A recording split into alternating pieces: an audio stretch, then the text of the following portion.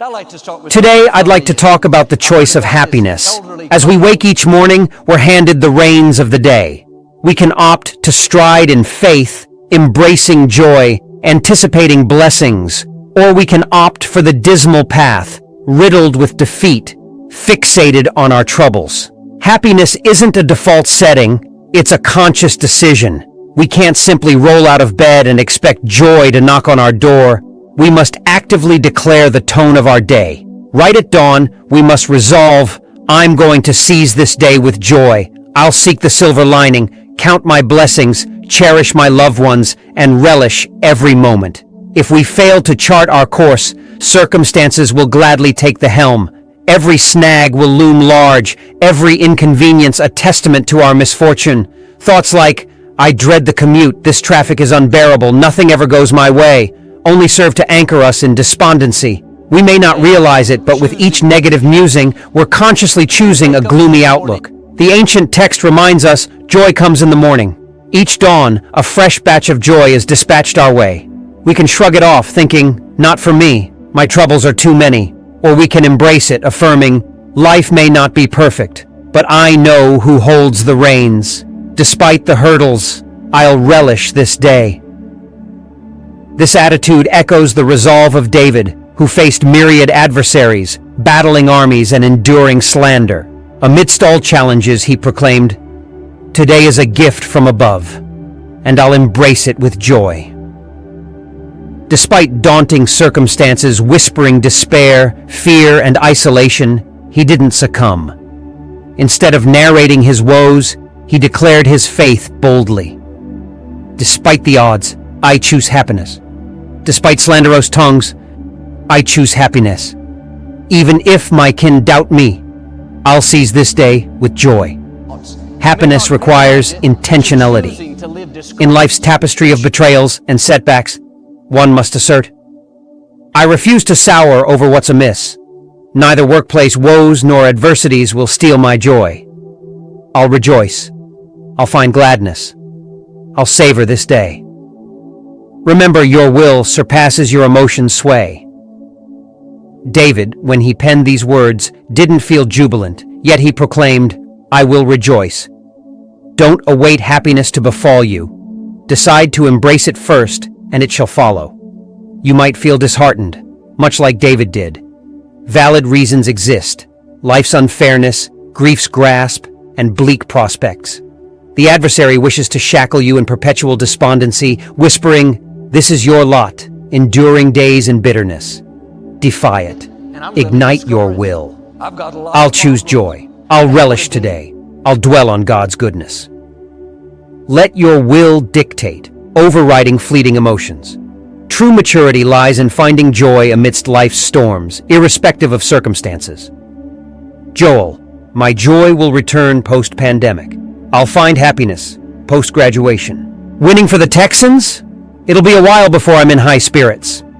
Marriage equals happiness? Well, that's a wait. Single? Happy. Married? Still happy. Postponing joy? There's always an excuse not to be happy. Why not choose happiness today?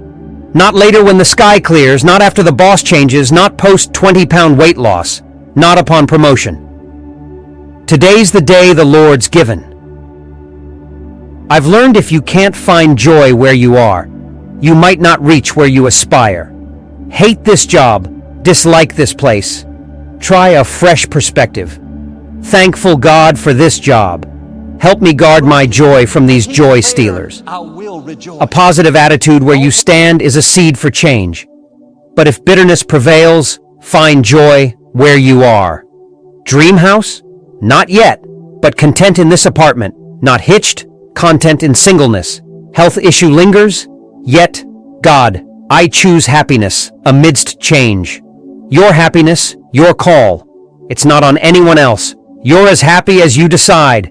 Played basketball with a guy always upbeat, despite chemo visits. Grab a bite? I asked post-game. Nope, clinic calls, he said. 3 years battling cancer, yet you'd never know. Sorry to hear, I said. No pity needed. Life's good. Blessed with a wife, a son, grateful for every breath. Could have dwelled in Why me? Not fair. But he chose happiness where he stood. I inquired about his remarkable demeanor.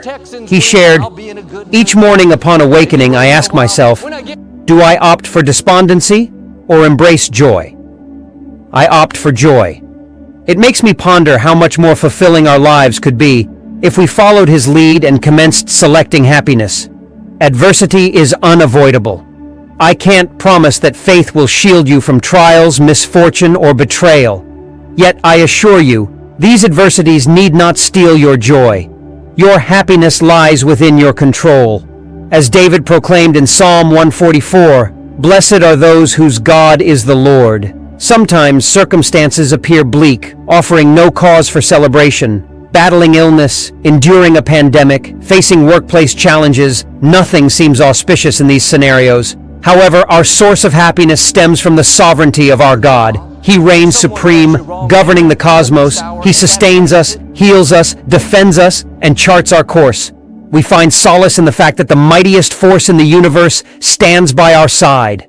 No mortal, no setback, no affliction, no addiction, nor any darkness can impede what God has ordained for us. It's noteworthy that David began by acknowledging, "This is the day that the Lord has made." Instead of merely resolving to rejoice, he acknowledged, "God, I acknowledge your hand in crafting this day and granting me life. You chose me before I could choose you. You knit me together in my mother's womb. Thus I refuse to squander this day dwelling on negativity, fixating on my problems, or nursing my wounds. Today, I choose to embrace life to the fullest extent. You and I are not here by accident. God could have chosen anyone to be alive today. There are billions of people who have lived and died, but God handpicked you to be here at this time. He woke you up this morning. He gave you the strength to get out of bed. He's crowned you with favor. He put seeds of greatness in you. He calls you more than a conqueror, the head and not the tail. One way we honor God is by living happily. He didn't create you to drag through the day, overcome by problems, discouraged by disappointments. Oh, this day is a gift from God. We should feel a responsibility to live it in faith, happiness, joy, and good nature. Once this day is over, we can never get it back. We don't have time to waste another minute being negative, discouraged, or focused on what didn't work out, complaining about who did us wrong. Get your joy back. Well, Joel, I'd be happier, but I've been through hurts. People have done me wrong. I say this respectfully. Everyone's been hurt. I've had disappointments, bad breaks, loss. We all have. You can use that as an excuse and let it sour the rest of your life. Or you can say, "Father, thank you for entrusting me with another day. I'm not going to take it for granted. I recognize it's a day that you have made. I'm going to choose to be happy. I'm going to choose to enjoy this day. I'm going to live it to the full." When you have that kind of attitude, God will give you beauty for ashes. He'll make up for the wrongs. A few months ago, there were some birds right outside our bedroom window. At 5 o'clock in the morning, they started chirping so loudly that they woke me up. This went on for over an hour. All this singing, different sounds, melodies. One would chirp real loud, there'd be a pause, then another would answer. At times, they'd all chirp together. It sounded like a symphony. I would have enjoyed it, but it was 5 o'clock in the morning. I wanted to sleep. The next morning, at 5 o'clock, the same thing again and again. One morning it was raining, thundering. I thought there's no way those birds are going to sing today. No way they're going to be happy. Cold, rainy, lightning, 5 o'clock, right on cue, here came the birds louder than ever. I wanted to say to those birds, "Why are you so happy? Don't you know we're in a pandemic? Haven't you read the news? There are problems in the world. The price of gas is high. The supply chain is messed up. How can you be singing? What if you don't get your worms tomorrow?" It's interesting how God put something in those birds to start the day off singing. They're saying, in effect, life is good. We're happy. We're going to enjoy this day. What would happen if we would have that song of praise every morning, like those birds? Not be moved by our circumstances, but sing in the dark when things aren't going our way. Sing in the rain when circumstances are against us. Sing in the cold when we don't feel like it. We could be discouraged, complaining. Instead, We're making this choice that we're going to live this day happy. One reason those birds are so happy is they haven't watched the news. They haven't read the papers. They're not on social media. Nobody has told them they're supposed to be worried, afraid, or upset. They believe that their Heavenly Father is in control. They've seen Him take care of them in the past. They believe He'll take care of them in the future. If you're going to live happier, you may have to tune some things out. You can't take in the negative all the time and stay in faith. The scripture says, think on things that are of a good report, things that are positive, hopeful. Our thinking has a lot to do with our happiness. The Apostle Paul went through a lot of bad breaks. 2 Corinthians 11 lists some of these difficulties. 5 times he was beaten with rods. Once he was stoned. 3 times he had been shipwrecked. He was bitten by a poisonous snake, faced angry mobs, fought off bandits, survived flooded rivers. He had gone without food, proper clothing, sleepless nights. Nobody had more come against them than Paul. After being in prison for 2 years, he was brought before King Agrippa for his trial. When he stood up to give his defense, the first thing he said was, "King Agrippa, I think myself happy." You would think he would see himself as a victim, be bitter, angry, have a chip on his shoulder. But he shows us a secret of how to overcome all that. He said, "I think myself happy." You can think yourself into a bad mood. Think yourself a victim. Or you can do like Paul and say, "Yes, I've had a lot of difficulties. I could be sour, live discouraged, but I'm going to think myself happy." As long as you're thinking about your hurts, what you didn't get, how you were left out, you're going to be discouraged. Why don't you start thinking happy thoughts? Happy thoughts like, I have a bright future. Something good is going to happen to me. My latter days will be better than my former days. I'm not saying to deny the negative. I'm saying don't dwell on it. Don't relive what didn't work out. Don't replay the loss, the disappointment, the failure. You can't move forward if you're looking back. You can't enjoy today if you're focused on yesterday. You may have had disappointments, things that are not fair. You need to do like Paul and start thinking yourself happy. I get up every morning and tell Victoria, today is going to be a great day. You know what I'm doing? Thinking myself happy. I'm getting my mind going in the right direction. It's easy to get up and think yourself sad. Think yourself into self-pity. Why did I come down with this illness? My friends are all married. Why am I still single? These people at work are not treating me right. This is not fair. You're thinking yourself defeated. You have to change what you're thinking. Yes, I came down with this illness, but Father, I want to thank you that you're restoring health back into me, that I will live and not die, that my best days are still in front of me. Oh yes, these people at work are not treating me right, but I'm not a victim.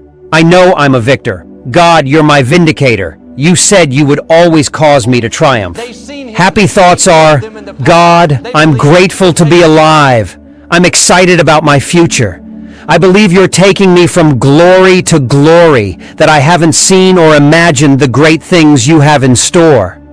When you think happy thoughts, it not only lifts your spirit, but that attitude of faith is what allows God to do amazing things.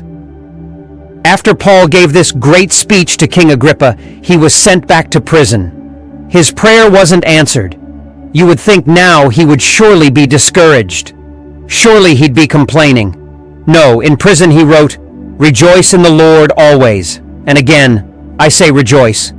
He was telling us, even when it doesn't go your way, just keep thinking. Happy thoughts. Keep giving God praise.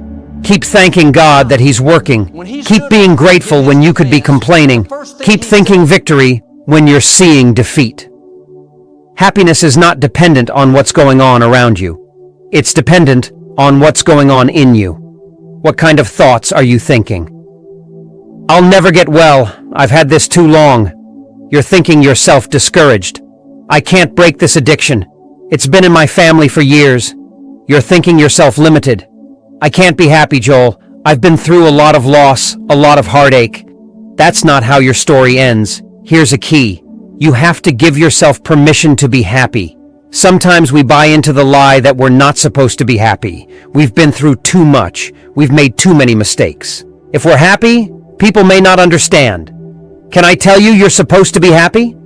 God created you to enjoy your life, to laugh, to smile. Happiness starts on the inside. Give God something to work with. Every morning you need to say to yourself, I'm happy, I'm grateful, I'm blessed. You can't receive happiness if you're thinking sadness. Joy is coming every morning. Some people have been bypassing it year after year because of their thoughts. You will live happier if you'll start thinking happier. While Paul was in prison, he wrote in 1 Thessalonians, "Be happy in the faith, glad-hearted." He didn't say anything about our circumstances. Be happy if people treat you good. Be happy if your plans work out. Be happy if you don't have any disappointments. He was saying, get in a habit of thinking happy thoughts. Don't let the negative circumstances talk you out of living happy. I was driving down the road the other day and I was in a hurry to get to an appointment. There was a car in front of me that was driving 20 miles an hour in a 45-mile-an-hour zone. It was a one-lane street. You couldn't pass and it wasn't a school zone. The driver wasn't elderly, so I couldn't understand why they wouldn't go faster. At that point, I had to make up my mind that I was going to think happy thoughts because the thoughts that were coming were not happy. My initial reactions were to blow the horn, call them a name, or get them out of my way. I was about to make myself upset, but instead, I did what I'm asking you to do. I said, God, I know you're in control. You're ordering my steps. I thank you that it's a good day. I'm healthy. I'm blessed. I have a bright future. I switched over to happy thoughts. Not long after that, they turned, I honked my horn, and went on. In the scripture of Habakkuk, it puts it this way, though the fig tree does not blossom, and there are no fruit on the vine, though the olive crops fail, and there are no cattle in the stalls. Everything was going wrong for Habakkuk. Business was down, his crops weren't producing, his income was limited. If he would have stopped there, he'd have been depressed, discouraged, and dragged through the day. But he went on to say, yet will I rejoice in the Lord, I will joy in the God of my salvation. He was saying, even when things are falling apart, I'm still going to think happy thoughts. I'm still going to thank God that I'm alive, that I have purpose, and that good things are in store. Are you thinking yourself sad? Are you thinking yourself discouraged? Are you thinking yourself a victim? It's time to start thinking happy thoughts. A lady I know is very joyful. She always has a smile. Every time I'm around her, she's so good-natured and so fun. She's had difficulties in life. It hasn't been easy, but she's learned this secret, to think happy thoughts. She was at a store, and she went up to the counter to purchase something. The man at the register asked how she was doing. She smiled very enthusiastically and said, I'm blessed and just grateful to be alive. He looked at her and said, do you go to Lakewood? She said, I do. He said, I should have known it. Everyone that comes in here like you goes to Lakewood. I believe we should be the happiest people on earth. There should be a difference between us and people that don't honor God. When you go to work, everyone may be complaining, discouraged, talking defeat. Don't fall into that trap. Stay full of joy. Keep a smile on your face. Keep thinking happy thoughts. This world needs more happy people. We need more joy in the world. There's so much sadness, gloom, and despair. If we're not careful, we'll let what's happening around us get in us. That's why every morning you have to choose to be happy. Not, I feel, but I will rejoice. I will enjoy this day. I will be happy. What do you consider the highlight of your life? Your wedding day? The birth of your child? The day you got the all clear from cancer? Or maybe the day you settled into your new home? All of those are indeed significant moments, cherished in our memories. But you know what I reckon truly stands out as the pinnacle of your existence? It's today. Yup, that's right. Today is the day. Another chance gifted by the big guy upstairs to relish life, to bask in the warmth of family, to witness the dawn of a new day, teeming with possibilities, ripe for chasing your dreams and tackling your aspirations. Now, sure, life can throw its curveballs, traffic snarls, pesky remarks, work woes, but don't let that rob you of the splendor of this day. There's no such thing as a mundane day, my friend. Each sunrise is a divine offering. As the good book says, our life is but a fleeting vapor, here one moment, gone the next. A century down the line will all be history. If only we grasped the true value of each passing day, I reckon we'd savor it with a tad more gusto. It's easy to fall into the trap of routine, to trudge through the day's trials and tribulations, only to bid adieu as dusk falls. But what if we flipped the script? What if we embraced each day as the ultimate day? That's when the magic happens. You won't sweat the small stuff. You'll take a moment to revel in the company of those dear to you. You'll extend a friendly nod to the neighbor feeling a tad lonesome. You'll cultivate a garden of happy thoughts. You'll exude gratitude. And by golly, you'll seize the day like there's no tomorrow. A buddy of mine who's a pastor dropped by to see this 35-year-old mom at the hospital. She was battling cancer, and the docs gave her little chance to see the morning light again. He walked in, held her hand, shared his love and prayers. With a feeble voice, she managed a warm smile and said, "Pastor, today's the tops." He looked a bit puzzled, thinking, "Really? You're not looking so hot lying here, thin as a rail, hair all gone." She explained, I wasn't sure I'd open my eyes this morning. But look, God's gifted me another shot to hug my kids, to be with my folks." Then she added, "If I make it past today, come evening, I'm gonna gaze at the stars, soak in the moonlight." Sure, life may throw you curveballs, stuff to sour your mood, things that pinch your joy, but if you size it up right, seeing this day as heaven sent, truly the best you've got, then cruising through it with a smile, not letting the bumps, the what-ifs, or the rude drivers throw you off becomes a breeze. As Paul neared the end of his life, he proclaimed, "I aim to wrap up my journey with joy. We'll all eventually join the Lord. I refuse to depart disheartened, feeling like a casualty, lamenting, 'Look at my trials. Why did they occur?' Let's stride forth, brimming with joy, viewing each day as a blessing, rising each dawn and opting for happiness, echoing David's words, 'Regardless of my emotions, I'll rejoice. I'll be content.'" Let's emulate Paul, cultivating a mindset of positivity. If you embrace this, I affirm and proclaim, you'll lead a more joyful existence. You'll savor life to the fullest. Shackles that hindered you are shattering as we speak. God is poised to unleash upon you fresh waves of joy, favor, liberty, satisfaction. You shall conclude your journey with joy. You shall conclude your journey with joy.